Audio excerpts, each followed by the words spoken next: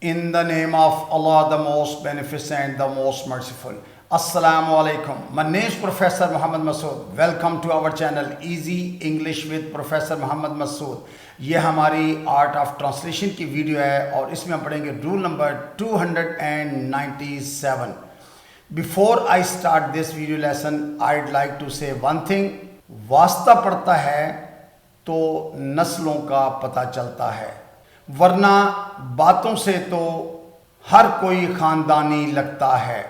आइए देखते हैं कि इस वीडियो लेसन में हमारे पास किस तरह के सेंटेंसेस हैं, जैसा कि अब बस भी करो, गला बैठ रहा है.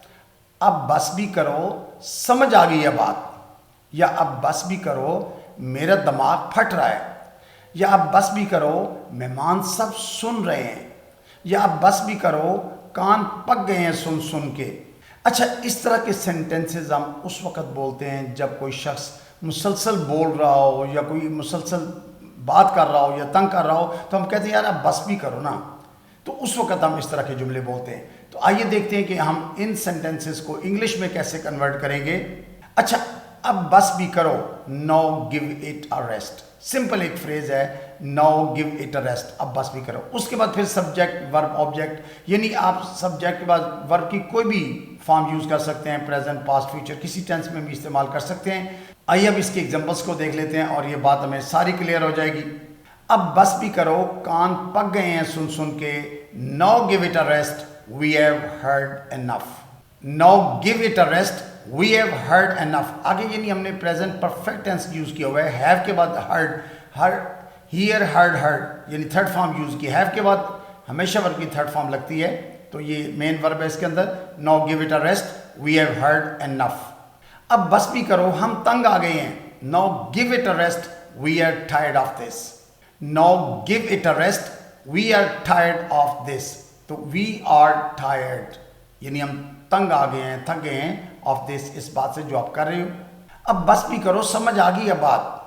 Now give it a rest, you have made your point. Now give it a rest, you have made your point. अच्छा, you have made your point का मतलब यह है कि आपने अपनी बात कह दी, हमें समझ लग गई है. You have made your point. तो हैव के बाद यहाँ भी मेड जो है वर्ब की थर्ड फॉर्म यूज़ की हुई है. Make, made, made main verb है. अब बस भी करो, अब एक लफ्ज़ भी नहीं सुनूंगा. Now give it a rest, I am not listening any more. Now give it a rest, I am not listening any more. अच्छा, I am not listening present progressive tense बनता है, प्रेजेंट कंटिन्यूस टेंस, यानी am के बाद listen, इसके साथ ING का इजाफा करके लिसनिंग इंग फॉर्म बनाई हुई है. तो I am not listening present continuous tense है. अब बस भी करो, आराम से खाना खाओ. Now give it a rest, eat your food quietly.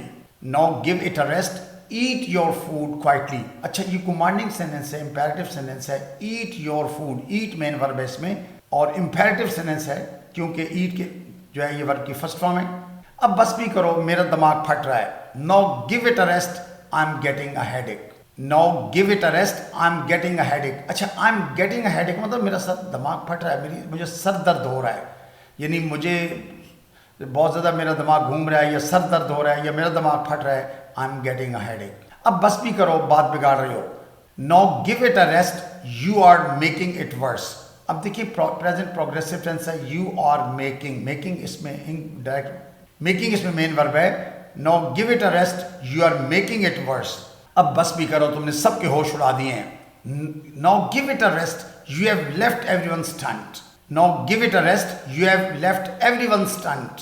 अच्छा, you have left everyone stunned, have के बाद लीव, लेफ्ट, लेफ्ट यानी मेन वर्ब लेफ्ट है इसके अंदर, तो प्रेजेंट परफेक्ट टेंस है. अब बस भी करो, अपनी बेइज्जती करवा रहे हो, यानी प्रेजेंट प्रोग्रेसिव टेंस का सेंटेंस है. Now give it a rest, you are making a fool of yourself. अब देखिए, you are making a fool of yourself यानी तुम अपना मजाक उड़वा रहे हो, यानी बेइज्जती करवा रहे हो. तो now give it a rest, you are making a fool of yourself. अब बस भी करो, गला बैठ रहा है. Now give it a rest, your voice is going. अच्छा, यहाँ गला बैठने से मुराद ये नहीं है कि कोई और लफ्ज़ यूज़ करेंगे, बल्कि your voice is going mean आपकी आवाज़ जो है ना वो ख़त्म हो रही है, ऐसा यानी गला बैठ रहा है. तो now give it a rest, your voice is going. अब बस भी करो, ये बस मामूली सी खराश है. Now give it a rest, is just a scratch. Is इसमें मेन वर्ब है, इट के बाद इज को हमने शॉर्ट किया हुआ है. इज जस्ट स्क्रैच कहते हैं खराश को. तो no give it a rest is just a scratch. अब बस भी करो, सारा दिन मुंह लटकाए बैठे हो। No give it a rest you have been sulking all day. अच्छा, सल्क होता है मुंह लटका के बैठना, नाराज होकर बैठ जाना, मुंह फुला लेना ना, सल्क। तो no give it a rest you have been sulking all day. अब बस भी करो, ये नुमाइश बंद करो। No give it a rest stop showing off. Stop main verb है इसके अंदर, तो no give it a rest stop showing off. अब बस भी करो, उसको तंग करना छोड़ो। No give it a rest stop teasing her. No give it a rest stop teasing her. Stop main verb है और इंपेरेटिव सेंटेंस है। अब बस भी करो, अपना ही मूड खराब कर रहे हो। No give it a rest you are spoiling your own mood. No give it a rest you are spoiling your own mood. Present progressive tense है, यानी you are spoiling. Spoil main verb है, first form है, और उसके साथ ING के इजाफा करके स्पॉइलिंग बनाया। अब बस भी करो, ये तो बस से गलती थी। No give it a rest it was just one mistake. No give it a rest it was just one mistake. तो एक it was just one mistake यानी एक बस गलती थी एक हमारी। तो no give it a rest यानी आप बस करो जी। अब बस भी करो, मेहमान सब सुन रहे हैं। No give it a rest the guest can hear everything. No give it a rest the guest can hear everything. अच्छा, ये बात ध्यान में रखिए कि ये जो वर्ब ऑफ सेंसेस होते हैं, जैसे हियर है, इसके साथ हमेशा कभी भी हम हीयरिंग का लफ्ज़ यानी द गेस्ट आर हीयरिंग नहीं इस्तेमाल करेंगे, बल्कि हमेशा कैन यूज़ करते हैं, क्योंकि ये वर्ब्स ऑफ सेंसेस जो होते हैं उसका प्रोग्रेसिव हमेशा कैन से बनाते हैं। इसलिए no give it a rest the guest can hear everything. So you must have noted in all these examples, हमने अब बस भी करो के लिए no give it a rest का इस्तेमाल किया, उसके बाद फिर सब्जेक्ट और वर्ब और ऑब्जेक्ट का यूज़ किया है। So I think that's enough for today. Thank you very much. Wish you best of luck. Take care. Goodbye for now.